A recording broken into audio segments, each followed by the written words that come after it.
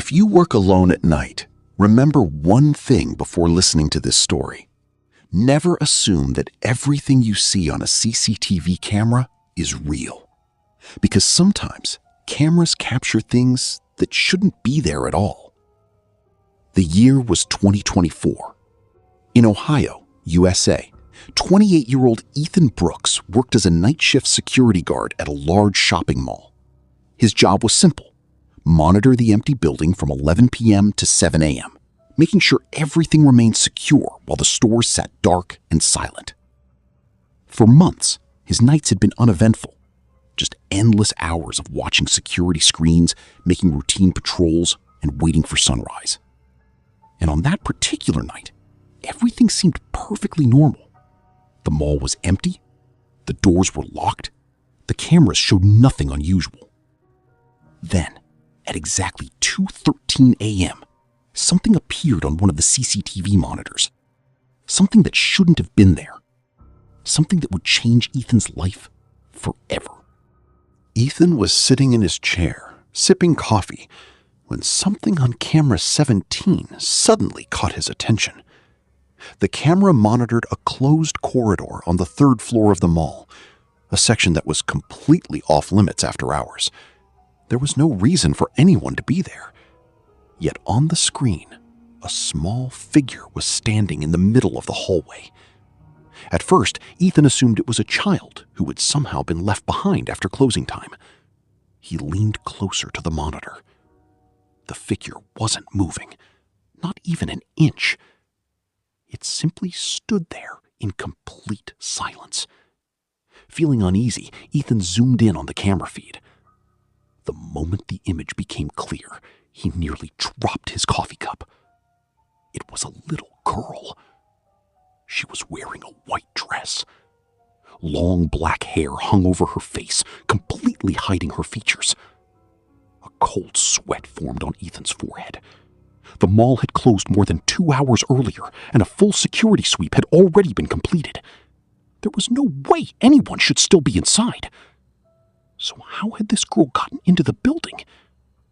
Trying to stay calm, Ethan grabbed his radio and called his partner, Mark. "Mark, I need you to check the 3rd floor corridor. Camera 17 just picked up someone up there." A moment later, Mark replied, "On my way, I'll check it out." Ethan kept his eyes locked on the monitor. The little girl remained perfectly still. Then, suddenly, she began to move. Very slowly. Her head started lifting upward. Ethan felt his breath catch in his throat as he watched the screen. Something was terribly wrong. Ethan's eyes were locked on camera 17. On the screen, the little girl slowly raised her head. Her long black hair still covered her face, yet somehow it felt as though she was staring directly into the camera. At that exact moment, Mark's voice crackled through the radio. "I'm on the 3rd floor." Ethan immediately replied, "Be careful, she's standing right in the middle of the corridor." Mark cautiously moved forward. On the monitor, he appeared to be only a few feet away from the girl. Then Ethan heard something that made his stomach drop. "Ethan, there's nobody here." For a second, Ethan thought he had misheard him. His eyes darted back to the screen. The girl was still there, standing exactly where she had been before, clear as day. Yet Mark was staring directly at the same spot and seeing nothing. Ethan grabbed the radio tighter. "What are you talking about? Look straight ahead, she's right there." A few seconds of silence followed. Then Mark answered in a nervous voice, "Man, I don't know what you're seeing, but there's nobody here except me." A chill ran down Ethan's spine. Before he could respond, something changed on the monitor. The little girl slowly tilted her head to one side. The movement was subtle, almost curious, as if she had realized they were watching her. And then, the CCTV image flickered, just for a moment. The screen filled with static. When the picture returned, the girl was gone. Ethan immediately searched the corridor. Empty. She had vanished. alert suddenly appeared on another monitor. His blood ran cold. The girl was now visible on a different camera, a camera located in another section of the mall, a section much closer to the security office, much closer to him. Ethan quickly checked the timestamp. Only a second had passed. There was no way anyone could have moved that far that fast. Yet there she was, standing silently in the middle of the hallway. Ethan's fingers froze over the keyboard. He quickly pulled up the new camera feed. The same girl appeared on the screen. She was still wearing the white dress. Her long black hair covered her face as she moved through the deserted mall corridor. But something about her movement was horribly wrong. Every time she appeared on a different camera, she wasn't just a little farther ahead. She was much farther ahead, several yards at a time. It didn't look like she was walking. It looked as if she was simply appearing in different places, as though the cameras were capturing snapshots of her moving through the building in ways that shouldn't have been possible. A nervous voice crackled through Ethan's radio. "Ethan, I'm heading back down. I don't like this." Ethan swallowed hard. "Hurry." Then another monitor lit up.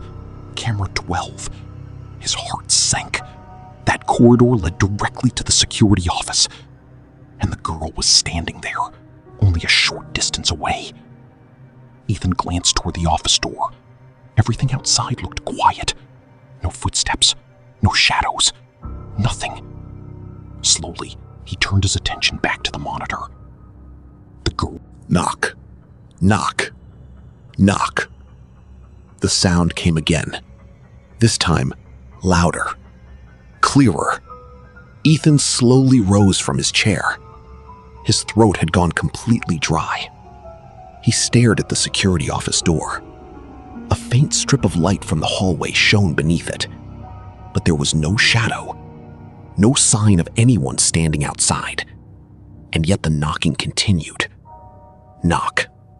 Knock. Knock. With trembling hands, Ethan glanced back at the CCTV monitors. The girl was still standing beneath camera 12, perfectly motionless. She hadn't moved at all. Then, Mark's voice suddenly burst through the radio. "Ethan, don't open the door!" Ethan jumped. "Why?" he shouted. For several seconds, only static answered him. Then Mark's voice returned, breathless and panicked. "I'm in the camera 12 corridor right now, and something is seriously wrong." Ethan's heart pounded. "What is it?" Mark hesitated. His voice shook. "The girl on the camera. I can't see her with my own eyes." A cold chill ran through Ethan. "Then what do you see?" For a moment, there was silence. Then Mark whispered, "Wet footprints." Ethan felt his stomach drop. "What?" "There are wet footprints on the floor." Mark sounded terrified. "And they're leading straight toward your office." At that exact moment, the knocking stopped. Silence. Complete silence filled the mall. Ethan stood frozen. For the first time in minutes, he took a breath. Maybe it was over. Maybe whatever had been outside was gone. Then the CCTV screens flickered. One monitor went black. Then another. And another. One by one, every camera feed in the mall shut down. The room filled with the glow of dying screens. Until only a single monitor remained active. Camera 1, the security office camera. Ethan slowly turned toward the screen and felt the ground drop beneath him. The camera was showing the office exactly as it was. His desk, his chair, the monitors, everything. But he wasn't alone. Standing directly behind his chair was someone, a tall figure, motionless, watching him. And Ethan knew with absolute certainty. His hand reached for the handle. Then he heard another voice, not from the radio, not from the hallway, from inside the office, directly behind him. A faint whisper, broken, childlike. "Don't open it." Ethan froze, every muscle in his body locked up. The voice had sounded like a little girl, and it had come from somewhere inside the room. For a few terrifying seconds, there was only silence. Then the radio crackled again. Static hissed through the speaker. But it wasn't Mark's voice this time. Only the sound of heavy breathing. Slow, uneven, as if someone was struggling for air. Then a stranger's voice emerged from the static. Cold, distorted, almost whispering. Ethan's hand trembled on the door handle. The words from the radio echoed in his mind. "I'm not outside."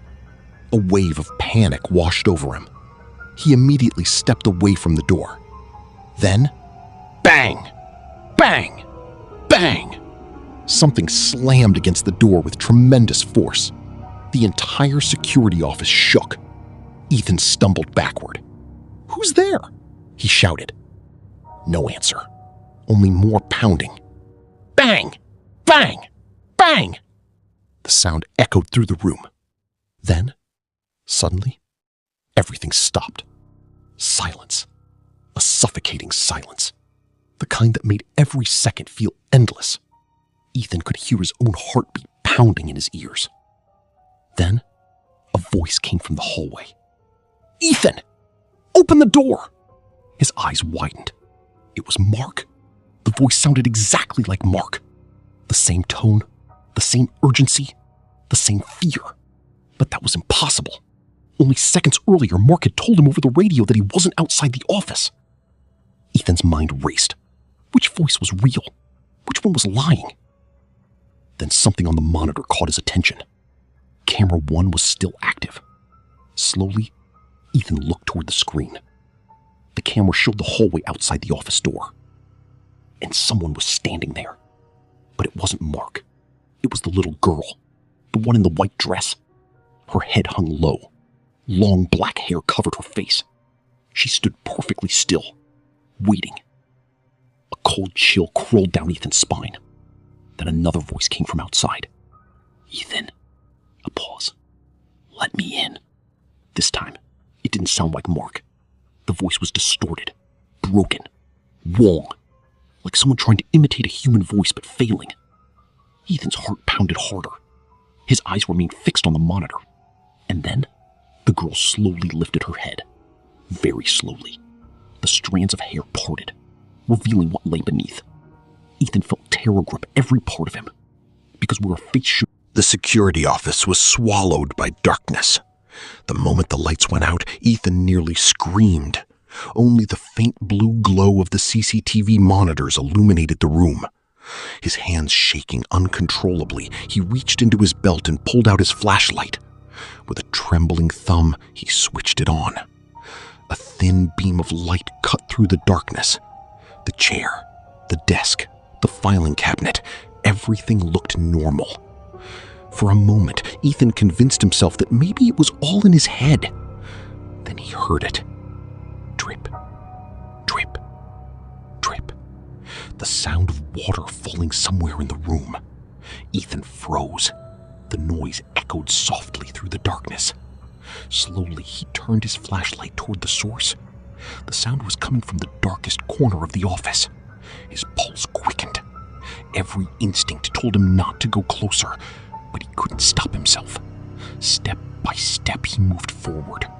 The dripping continued. Drip, drip, drip. Each sound seemed louder than the last. Then his flashlight beam landed on the floor. Ethan's heart nearly stopped. Small, wet footprints. Tiny footprints, the size of a child's. Exactly like the ones Mark had described. But these weren't out in the corridor. They were inside the office. And the most terrifying part wasn't their size. It was their direction. They weren't leading in from the door. They weren't coming from outside. The footprints began in the dark corner of the room, as if something had appeared there and then walked toward him. Ethan's throat tightened. Slowly, very slowly, he raised the flashlight higher. The corner was empty. Nothing was there. No child, no shadow, no figure, just darkness. Then, a soft giggle echoed behind him. a little girl's laugh. Ethan spun around instantly. The flashlight beam swept across the room, the desk, the monitors, the chair, and for a split second, someone was sitting in his chair. A small figure, a white dress, long black hair hanging over a bowed head, perfectly still. Ethan's breath caught in his throat. Then she was gone, vanished, as though she had never been there. At that exact moment, the CCTV monitors flickered. One by one, the camera feeds began coming back online. Ethan's eyes remained locked on the monitors. The same girl appeared on every screen. In one camera, she stood near the food court. In another, she was standing silently outside the children's play area. In a third, she appeared at the top of an escalator. It was as if the entire mall belonged to her. Then, something unusual caught Ethan's attention. Camera 23. The camera monitored an old storage section of the mall that had been sealed off for years. On the screen, the girl stood in front of a rusted metal door. Slowly, she raised her hand and pointed directly at it. Then she vanished. Ethan immediately began searching through the mall's archived records. His fingers flew across the keyboard as he dug through old files. A few minutes later, he found a document. Its title read, Incident Report, October 17, 2011. The words on the screen echoed over and over in Ethan's mind. The fear was still there, but now it was mixed with something else. Curiosity. If the girl truly was Emily, what was she trying to tell him? What had happened to her all those years ago? Determined to find answers, Ethan grabbed his flashlight and headed toward the abandoned storage section. As he walked, he repeatedly called for Mark over the radio. "Mark, do you copy?" No response, only static, a harsh crackling sound. And beneath it, something that sounded disturbingly like breathing. Slow, heavy, as if someone was listening from the other end. Several minutes later, Ethan reached the scrape, scrape sound coming from the corner of the room grew louder. Ethan tightened his grip on the flashlight. Slowly, he pointed the beam toward the darkness. But the light couldn't fully penetrate it. The shadows seemed unnaturally thick, almost as if that corner of the room was swallowing the light itself. A cold knot formed in Ethan's stomach. Then he noticed something else. Small handprints. Tiny fingerprints pressed into the dust covering the floor. Dozens of them. Hundreds. They stretched away from the dark corner, as if a child had desperately tried to crawl away from something. Over and over again, trying to escape. Ethan's mouth went dry. Then a soft voice whispered behind him. "Ethan." He spun around instantly. The flashlight beam swept across the room. Nothing. No one was there.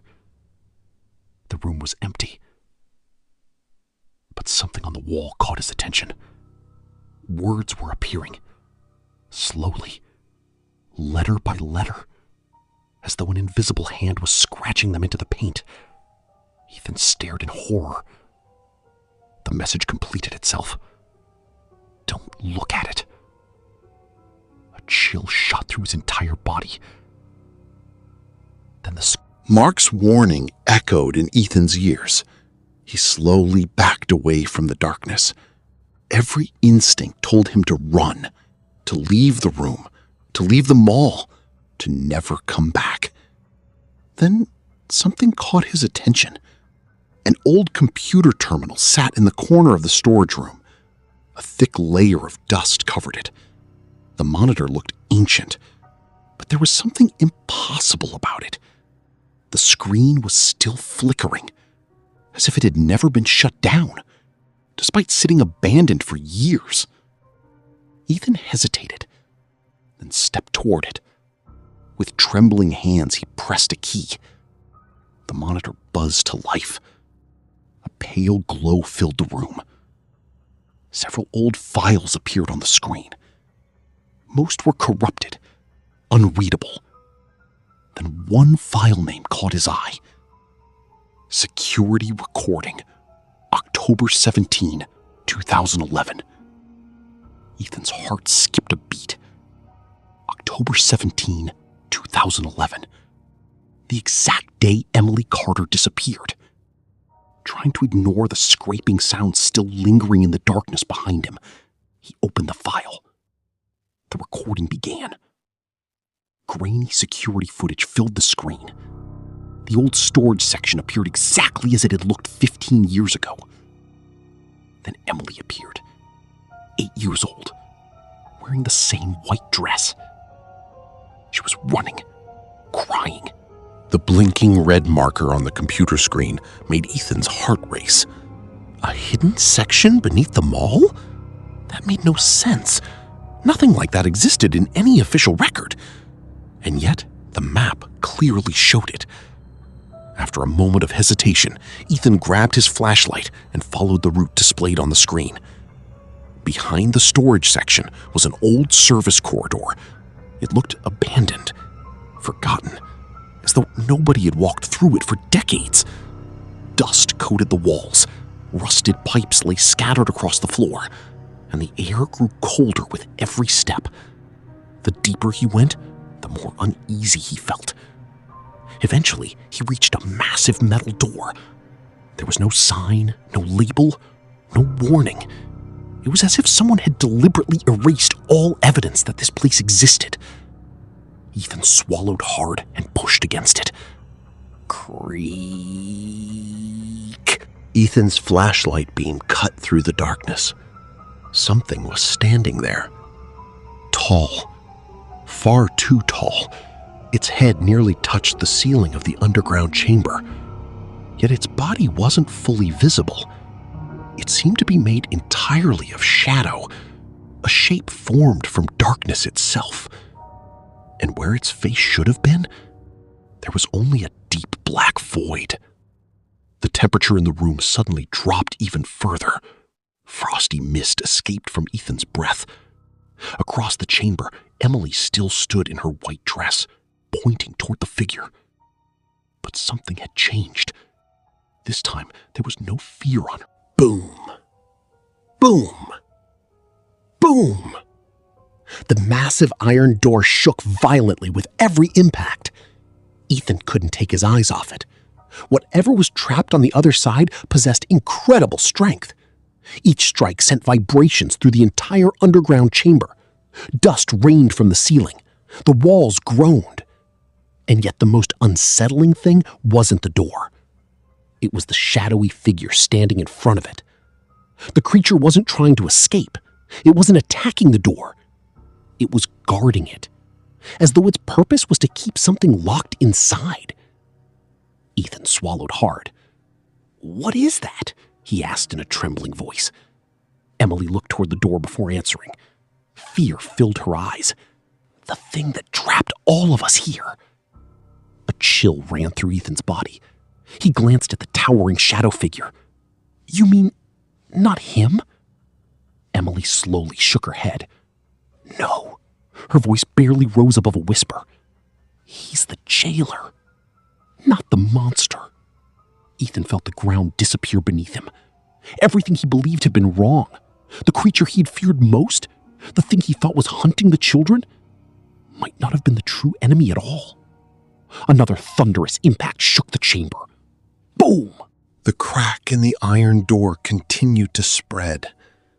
Crack, crack. The sound of tearing metal echoed throughout the underground chamber. Ethan instinctively stepped back. His heart pounded so hard that he could hear it in his ears. Then he saw something inside the widening crack. Not a hand, not a face, not even a shape. Only darkness. Endless darkness. But it wasn't ordinary darkness. "Ethan, help me." The voices behind the door kept growing louder. every voice belonged to someone he knew, someone he trusted, someone he cared about. A crushing pain spread through Ethan's head. It felt as if dozens of people were speaking directly inside his mind. Open the door. Just once. We're trapped. He pressed his hands tightly against his ears, but the voices didn't fade. They became clearer, stronger, more convincing. Then Emily stepped in front of him. "Don't listen to it," her voice trembled. "It never tells the truth." Ethan looked at her desperately. "What is it?" Tears welled in Emily's eyes. For a moment, she couldn't speak. Then she whispered, "It's not a person." The words echoed through the chamber.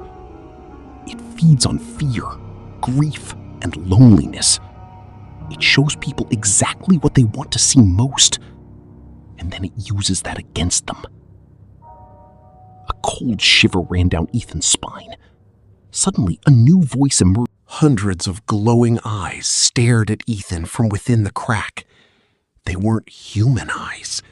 Each one seemed to hold a different emotion: fear, anger, sorrow, despair. It was as if every eye carried the memories of someone who had fallen victim to whatever was trapped beyond the door. Ethan instinctively stepped backward. "What is it?" he shouted. "What is that thing?" For a moment, silence filled the underground chamber. Then the shadowy jailer slowly turned toward him. Its towering form seemed even larger now. Its deep voice echoed through the darkness. Centuries ago, people knew it by a single name. The darkness seeping through the crack in the iron door had begun spreading throughout the entire chamber. The children's names written on the walls were disappearing one by one, as if something was erasing them. Emily stepped back in fear. The shadowy jailer was still holding the door shut, but his strength was fading. Layers of black, smoke-like substance were breaking away from his body and dissolving into the air. Ethan realized there wasn't much time left. "There has to be a way to stop this!" he shouted. Silence filled the room for a few moments. Then the jailer spoke in a low voice. "There is a way, but it comes with a price." Ethan felt his heart sink. "What kind of price?" The jailer looked directly into his eyes. "To keep the..." Boom! With one final devastating impact, half of the iron door tore free and crashed onto the floor. The chamber was swallowed by darkness. The void was almost free. Hundreds of glowing eyes shimmered within the shadows. Thousands of whispers echoed at once. "Open the door. Let us out. It will all be over soon." Ethan closed his eyes. Only two choices remained before him: run away or stay here forever. Emily rushed toward him in tears. "You don't have to do this!" But Ethan had already made his decision. He remembered what it meant to be a security guard, to protect people, no matter the cost.